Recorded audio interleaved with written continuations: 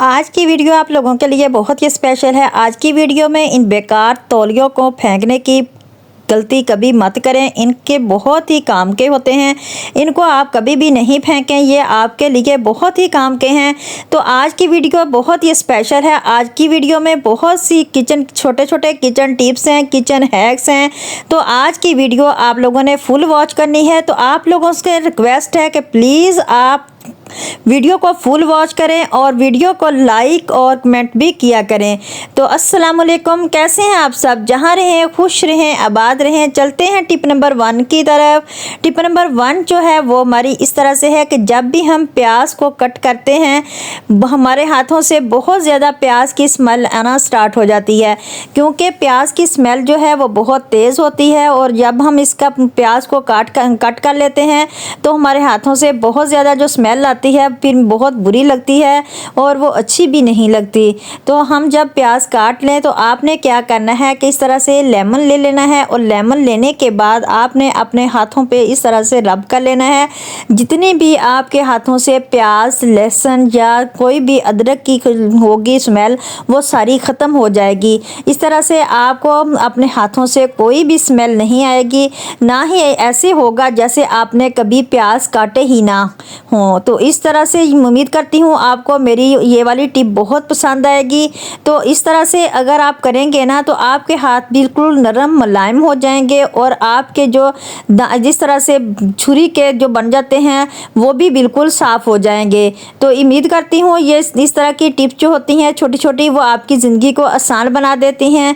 तो आप इस टिप को लाजमी फॉलो करें और देखें कि इस तरह से आपकी अगर स्मेल दूर नहीं होगी तो आप मुझे कमेंट को नेगेटिव कमेंट भी दे सकते हैं। तो इस तरह से टिप नंबर 2 जो है वो मेरी अंडे को तवे के ऊपर पानी में रखने से क्या होता है कि पानी डालने से अंडे को फ्राई किया जा सकता है। तो इस तरह से मैंने हर घर में जो है वो नॉन स्टिक तवा नहीं होता। आपने क्या करना है कि मैं आपको अंडा बनाने की 2-3 टिप्स बताऊंगी। तो पहले मैंने अंडे के लोहे के तवे के ऊपर अंडा बना रही हूँ। मैंने इस तरह कई बार सुना है कि अगर इसके नीचे नमक डाल दिया जाए तो फिर बहुत अच्छा अंडा बनता है, लेकिन मैं आज आपके सामने इसको शेयर कर रही हूँ कि नमक डालने से अंडा जो है वो लोहे के तवे के ऊपर बिल्कुल भी सही नहीं बनता। तो अंडा जो है वो बिल्कुल फ्राई नहीं होता, इस तरह से बहुत टूट फूट जाता है और बिल्कुल भी सही नहीं बनता। तो इसी तरह से मैं आपको दिखाऊंगी जो दूसरी टिप्स हैं दोनों वो बिल्कुल बहुत अच्छी हैं। उससे आपका अंडा जो है वो बिल्कुल नॉन स्टिक जो है तवे की तरह फ्राई हो जाएगा।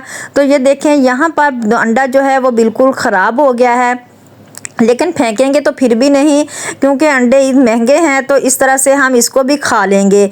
तो यही देखें मैं आपको बताती हूँ। फिर मैंने तवे को बिल्कुल साफ़ कर लेना है। साफ़ करने के बाद मैं आपको बताती हूँ कि मैंने इसको किस तरह से, जो अगली टिप है वो आपको बताती हूँ किस तरह से करनी है। मैंने ऑयल डाल लिया है। ऑयल डालने के बाद फिर क्या करना है, इसके ऊपर मैं थोड़ा सा आटा डालूंगी, क्योंकि ऑयल को पहले आपने गर्म कर लेना है, फिर थोड़ा सा आटा डालना है। अब आप इसके ऊपर अंडा फ्राई करेंगे तो बहुत ही आसानी से आपका अंडा फ्राई हो जाएगा और ना ही वो टूटेगा, बहुत ही आसानी से फ्राई होगा।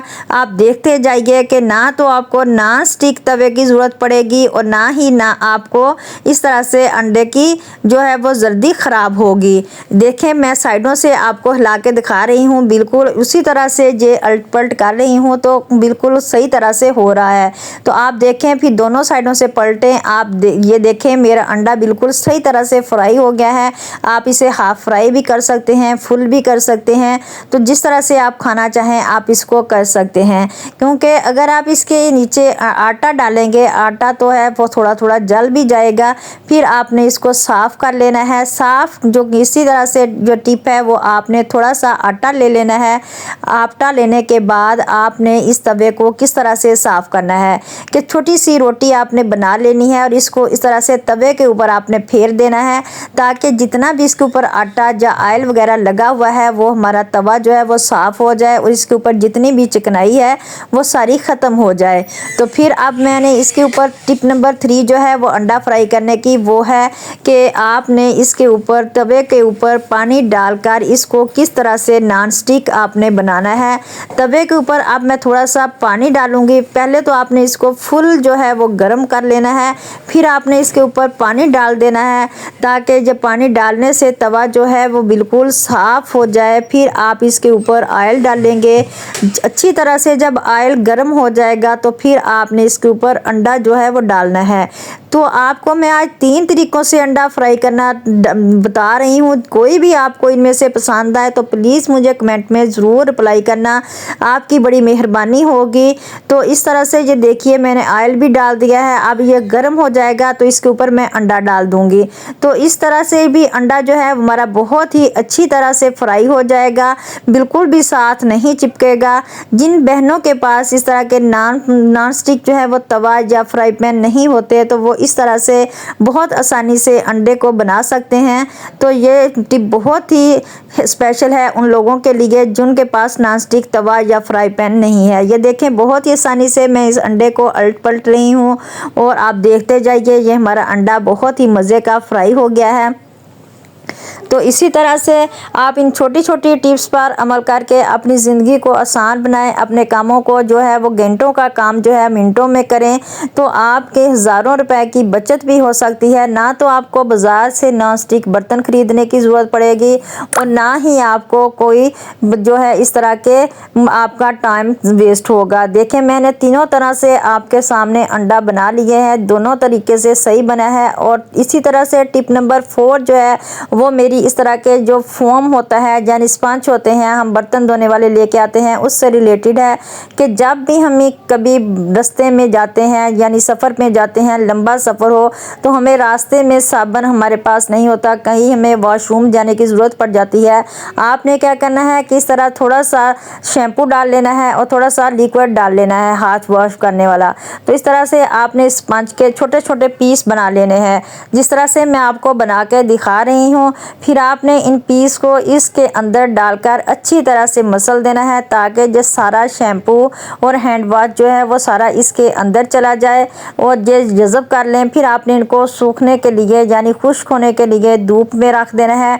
जब ये अच्छी तरह से खुश्क हो जाए तो आपने किसी छोटी सी बोतल में डाल के आप इसको जो है वो अपने बैग में रख लें। तो ये ज़्यादा जगह भी नहीं लेंगे और जब आपको रास्ते में कोई भी वॉशरूम की ज़रूरत पेश आए तो आप इस तरह से इसको निकालें और अपने हैंड वॉश करें। अगर वहाँ साबुन पड़ा भी हो तो वो बहुत ज़्यादा हाथों को लगा होता है, तो आप इस तरह के कोई भी साबुन इस तरह का इस्तेमाल ना करें, अपने बैग से निकालें और इसको इस्तेमाल करें, अपने हाथ वॉश करें, मुंह वॉश करें और इस तरह से बहुत ही आसानी से आप अपने साबुन को इस्तेमाल कर सकते हैं।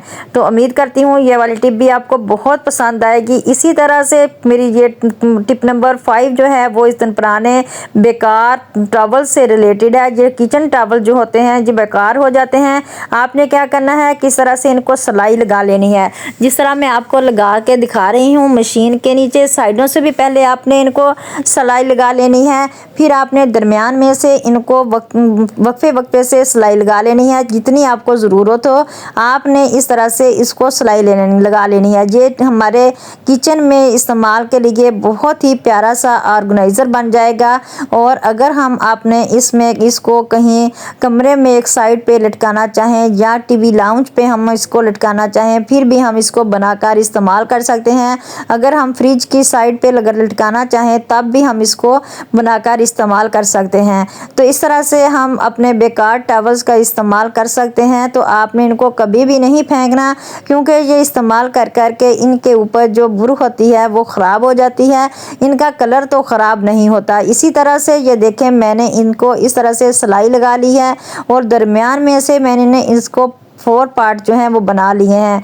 हर पार्ट में मैं इसका लहदा से चीज़ें इसके अंदर डाल के रखूँगी क्योंकि हमें ढूंढने में भी मुश्किल नहीं होगी, बहुत आसानी हो जाएगी। पहले दोनों साइडों से मैंने बिल्कुल इसको पक्का कर लिया है और फिर देखते मैंने अंदर वाली साइडों से भी इसको जो है वो इसके 4 पार्ट जो हैं वो बना लिए हैं। फिर मैं आपको इसके अंदर चीज़ें डाल के भी दिखाऊँगी कि किस तरह से मैंने चीज़ें इसके अंदर डाल के रखनी है ताकि इसके ऊपर मिट्टी भी ना पड़े और देखने में भी खूबसूरत लगेगा। किचन में हम अगर हमारे पास जगह कम हो और यहाँ पर हमें चीज़ें समेटने के लिए हमारे पास कोई चीज़ ना हो तो हम इस तरह का अपना ऑर्गेनाइज़र बनाकर लटका सकते हैं। इस तरह से हम अपने पुराने टॉवल्स को इस तरह से बनाकर उसमें हम अपने कपड़े धोने वाले जो कपड़े होते हैं उनको भी रख सकते हैं, ताकि हमारे कपड़े जब जमा हों तो हम उसमें डालते रहें। तो ये देखें, मैंने किचन में इसको हैंग कर दिया है। हैंग करने के बाद जितने भी मेरे इस तरह के चम्मच हैं वो सारे मैंने इसमें डाल दिए हैं। आप अपने छोटे बड़े चम्मच जो हैं वो सारे इसमें डाल दें, ताकि आपको ढूंढने में परेशानी ना हो और जब भी आपने ढूंढने हो तो अब बहुत ही आसानी से आपको मिल जाए। तो इस तरह के छोटी छोटी जो टिप्स होती हैं ना, ये हमारे लिए बहुत ही आसान बना देती हैं हमारे काम को। ये बहुत ही हैरत अंगेज़ टिप्स हैं, औरतों के होश उड़ाने वाली टिप्स हैं। इस तरह से ये देखिए बहुत प्यारा लग रहा है देखने में भी। तो इस तरह से टिप नंबर 6 है, वो भी टॉवल से रिलेटेड है कि आपने इस तरह का जो बड़े वाला टॉवल हो, आपने इस तरह से दरमियान से इसके ऊपर कट लगा लेना है। कट लगाने के बाद फिर आपने क्या करना है कि इसको अपने वाइपर के ऊपर लगा लेना है। अगर आप अपने वाइपर के ऊपर लगाएंगे ना, फिर आप दीवारों की सफाई जो है वो भी बहुत अच्छी तरीके से कर सकेंगे। जितना बड़ा टॉवल होगा उतनी ही अच्छी आपके दीवारों की सफाई होगी, क्योंकि दीवारों के ऊपर तो बहुत ज़्यादा मिट्टी जम जाती है, बहुत मिट्टी होती है। क्योंकि अगर हम इसे तकरीबन महीने में एक बार साफ़ ना करें तो बहुत ज़्यादा मिट्टी जमा हो जाती है। इस तरह के जो पाइप होते हैं हमारे घरों में लगे होते, तारे हों, उनके ऊपर भी बहुत ज़्यादा मिट्टी आ जाती है। अगर हम इन्हें साफ़ ना करें तो बहुत ज़्यादा गंदे भी लगते हैं।